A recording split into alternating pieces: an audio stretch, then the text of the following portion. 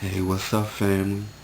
Y'all know I like to change up my scene every now and then, so I'm in my master bedroom, relaxing and chilling. Decided I would grab my camera and just express to you some tips about astral projection by way of popular demand, and to also make a couple of things more clearer to you guys, again, based on viewer questions.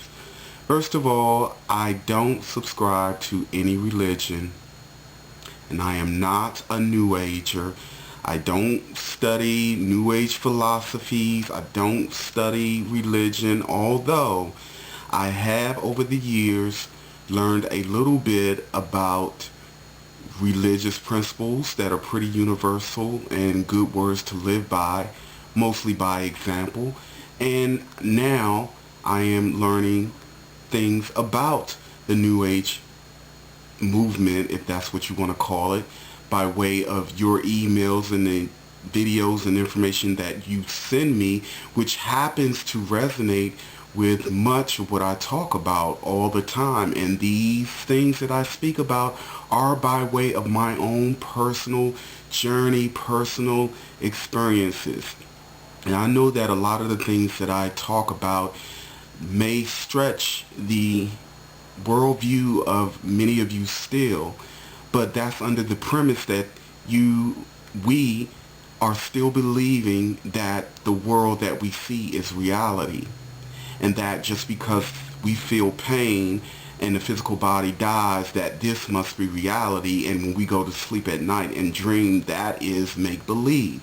No, we must remember that this world is under incredible levels of manipulation and control. And the first line to bring about such a situation is to convince us, that we are our current circumstance, that the world that we see is real, that we only have five senses, that I can go on and on and on. The reason why I'm here, and the reason why there are so many of us who are bringing a different kind of information exists now in this present time, is to bring more of this knowledge to the forefront.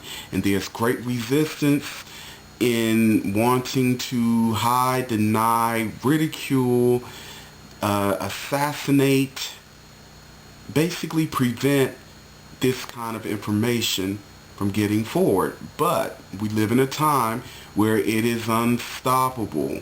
There is no leader, no head person in charge anymore.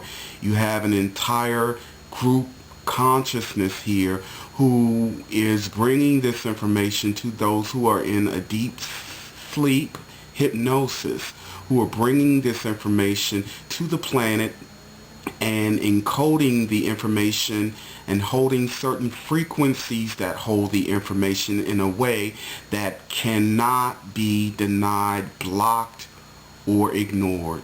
So, having said that, I want to talk a little bit about some of the questions that I get regarding astral projection. Many of you are saying that you cannot move beyond the vibrational point, and there are several reasons why that is, and I'm going to list them. Whether you want to accept them or not, hey, I'm just giving information. All I ask is that when I give it to you, try it. Try the tips that I give you and see if you get a different result. There's nothing that I share that you cannot figure out on your own. In fact, that is the point. I give information, and people like me give information so that you can do your own homework and come to your own conclusion. Because as with everything else that involves raising your consciousness, it is best understood when you experience it or achieve it on your own. No one can make you see it. So, having said that, one of the reasons why many of us are unable to move beyond the vibrational point, number one, excessive masturbation. Why could that, or how could that possibly create a problem? Well, when you masturbate, particularly us males, we give off a lot of energy. It takes a lot of energy. You lose a lot of energy. If you're not having someone there to balance that energy, that you feel a love connection with, you are basically wasting energy, and that weakens your base chakra.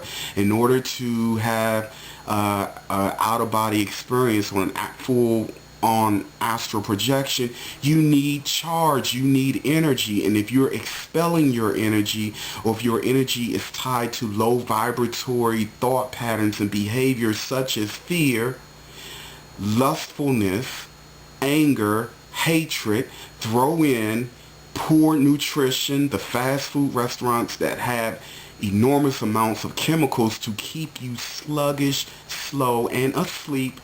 I'm going to come back and talk about that at another time, because, yeah, there's a reason why these fast food restaurants are now open 24 hours and everything else is supersized. So I digress. I'm coming back to that one.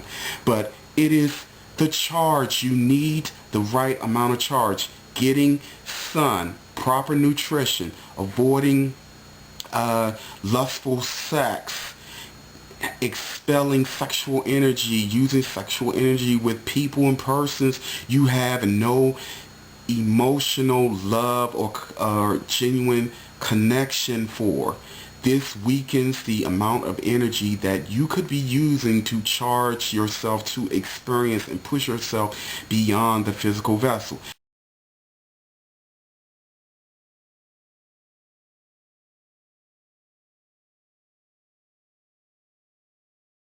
Now, the other side is that those of us who are able to get out, you're wondering, why can't I control the experience? This is why I come back and I'm always talking about meditation and breathing. This helps you to get more in tune with your mind, body, and soul. When your mind, body, and soul is in alignment, when you astral project, you are in more control, and that control comes by way of thought and focus. So if there's something that you want to experience or do, it's simply by way of thought. For instance, if I find myself out of my body, what I do is, number one, remain calm, no fear.